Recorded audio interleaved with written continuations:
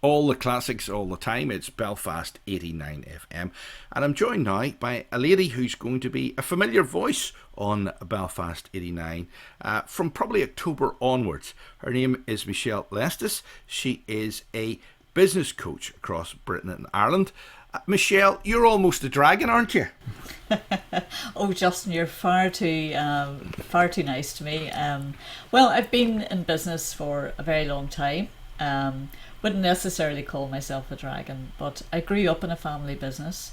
I'm in business and I work with a lot of business owners, so it gives me a perspective in life that is probably quite focused, some might say, or for others they would say, well, maybe you need to get a hobby as well.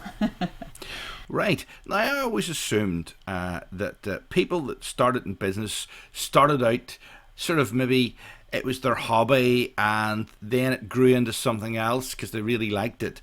But in your new book, you're actually saying that that's not the case. There's 8 different types of businesses established. Yeah, well, the book In Business With Yourself, it's an interesting one because it really has emerged from working with businesses for so many years and meeting so many brilliant business leaders along the way. But also I take a little bit of an adaptation from social identity theory that was sort of came around in the 1970s. And yes, I've created and developed through those observations these 8 business identities. So you're absolutely right, Justin. One of them I talk about quite a lot is the hobbyist.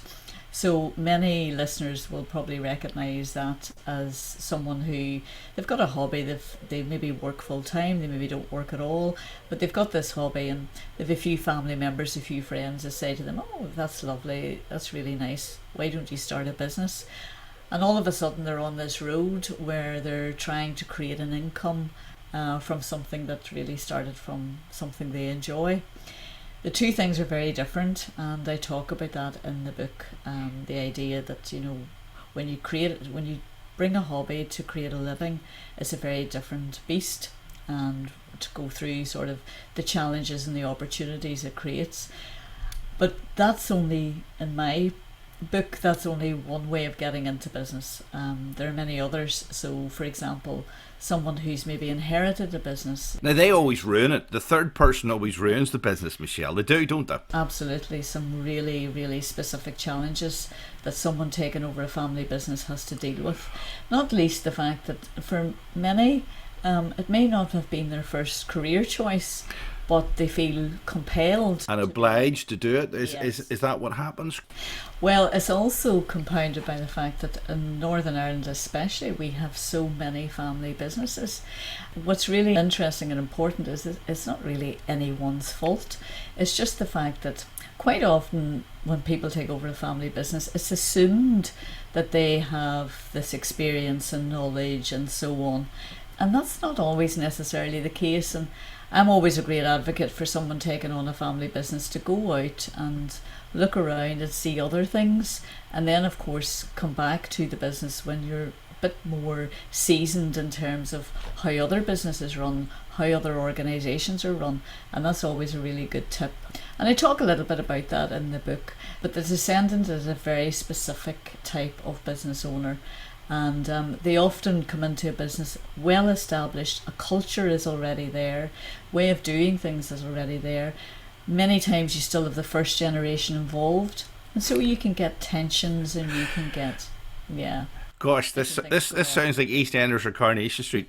Anyway, what are you going to be doing for us at Belfast 89 FM? You're going to be heading out there and establishing links with the movers and shakers. I'm really excited about this, Justin, and the opportunity that Belfast 89 FM is giving me actually to do this bit of a slot. I want it to be really vibrant and topical and informative. And yes, no better timing for this as we all emerge from the pandemic. Oh, don't mention the pandemic. Don't mention Brexit. No more of it. I know, and but Belfast businesses are going to be so important in our recovery and our economic recovery. So I think the timing of the programme is so great, and I just wanted to be really upbeat and to look at what really is going on with businesses in Belfast. And we have some wonderful opportunities that people are taking, and many challenges. So the programme's going to be around all of that, and hopefully end up giving people some tips and ideas along the way, which will be useful for them. And if people are interested in becoming part of the show, the easiest way to get in touch is Justin at Belfast89.com. And, well, you can listen out for the show. We're planning for an October launch, Michelle. Yes, hopefully on the 4th of October, Monday afternoon, and absolutely. And we'll have some really interesting and exciting business people that we talk to along the way. Have you anybody in mind lined up already?